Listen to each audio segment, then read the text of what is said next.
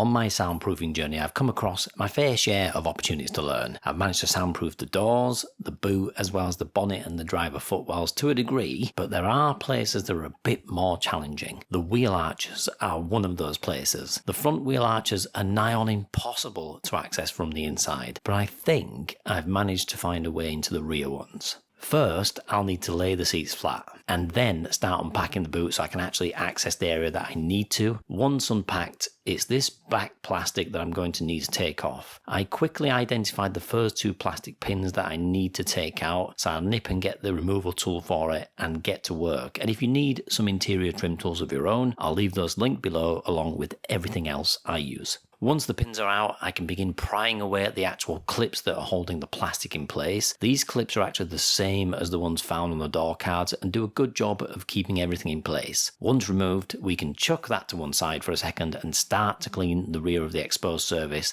And it might seem tedious, but it's paramount to getting a good stick. Then I can get to work cutting the pieces of the soundproofing mat to size so that they actually fit. Once applied, you'll need to roll them down flat with a roller. Someone asked in the comments why you need to do this, and it's essential because proper adhesion is what takes all the vibration out of the panel. Also, it stops corrosion under the mats too, so you need to get that right. Then I can start looking at taking the two clips off of the fabric that's on the side of the wheel arches and start to get to work soundproofing that.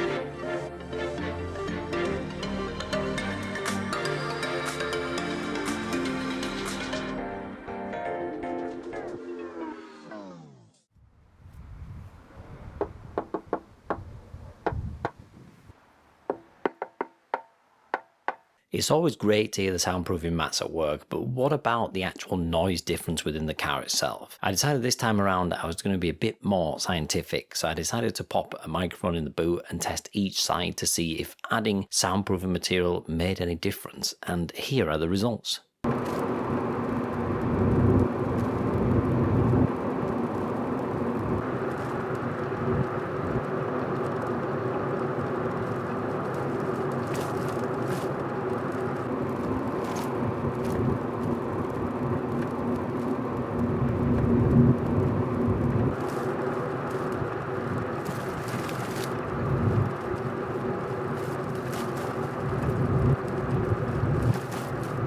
You can see that there is quite the difference here, with the non-soundproof side hedging closer to -12 on the decibel scale, whereas this soundproofed side is close to -18. And just to make sure we are reading this data in the same way, higher numbers are better in terms of noise reduction. So it's a nice little improvement, but how did I come to these results, you might ask? So as I mentioned, these measurements were taken with a microphone with a default gain of 33 decibels, which is the standard setting when you just plug in this microphone. I then ran them through Audacity, and that's the sound you've seen and heard just now. And I hope this is a better visual representation of what the car actually sounds like before and after. I did consider using maths to average the decibels out, but then my brain began to hurt.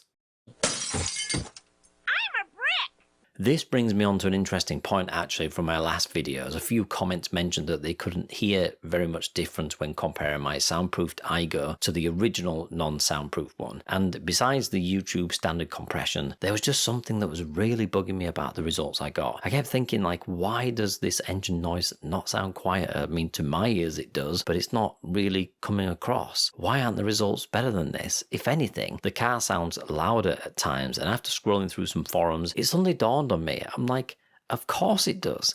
Soundproofing is working, you idiot.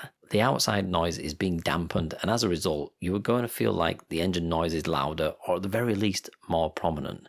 Because it is. My next thought was then, well, how on earth do I get rid of that?